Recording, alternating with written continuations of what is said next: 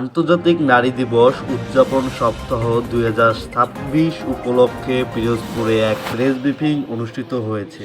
শনিবার 14 মার্চ সকালে Pirojpur press club মিলনায়তনে এ ব্রিফিংয়ের আয়োজন করে গণ উন্নয়ন সমিতি। প্রযুক্তির সহায়তায় সংঘটিত জেন্ডারভিত্তিক সহিংসতা প্রতিরোধ ও প্রশমন, অধিকার, ন্যায় ও কর্মের সমন্বয়ে গড়ে উঠুক ডিজিটাল নিরাপদ বিশ্ব।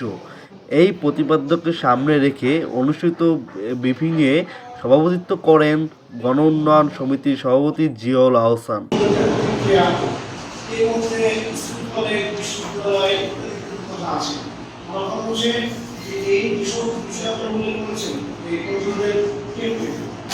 সেখানে আপনি টিচার বিভাগ, স্কুল, কলেজ তাদের সাথে আপনাদের কোনো সমন্বয় আছে কিনা বা তাদেরকে আপনারা এই বিষয়ে উদ্যোগী করেছেন কিনা? কোনো টেলিভিশন তারা এই ফেক নিউজ চেকিং করে এটা প্রত্যেক দিনই এটা জনগণের সামনে উপস্থাপন করে। অর্থাৎ এমন কোনো বিষয় নাই যেটা নিয়ে ফেক নিউজ বা রিউমার ছড়ানো হচ্ছে না। যদি কোনো মিশন না হয়, হয় এর যদি আমরা যদি চেষ্টা না করি আমাদের কাকে বাঁচাবো?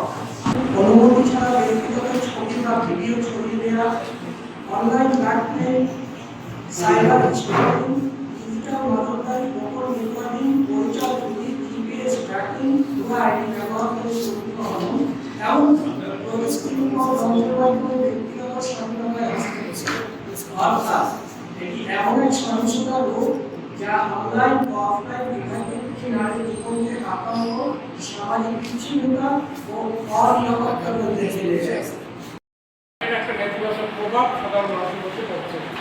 এইটা অচিরেই বন্ধ হওয়া উচিত এবং তার জন্য আমাদের সকলকে সম্মিলিতভাবে কাজ করতে হবে। এখানে যে দিক অবস্থায় আছে, মিডিয়ার রোলটা অনেক বড়, যেহেতু টেকনোলজি ব্যবহার করে এই সহিংসতাটা তৈরি হয় এবং এই সহিংসতা আমরা যদি বড় হারে দেখি তাহলে বেশিরভাগ মানুষ হচ্ছে যারা সহিংসতার শিকার হন তারা হচ্ছে নারী। তো আমরা নারীর অধিকার সমর্থন নিশ্চিত করতে চাই, নারীর মৌলিক মানবাধিকার, সাংবিধানিক অধিকার সংরক্ষিত করতে চাই। একই সঙ্গে সকল মানুষেরই অধিকার যাতে পূর্ণ না হয় এবং সকলেই যেন তার অধিকার সমভাবে ভোগ করতে পারে তার জন্য আমরা কাজ করছি।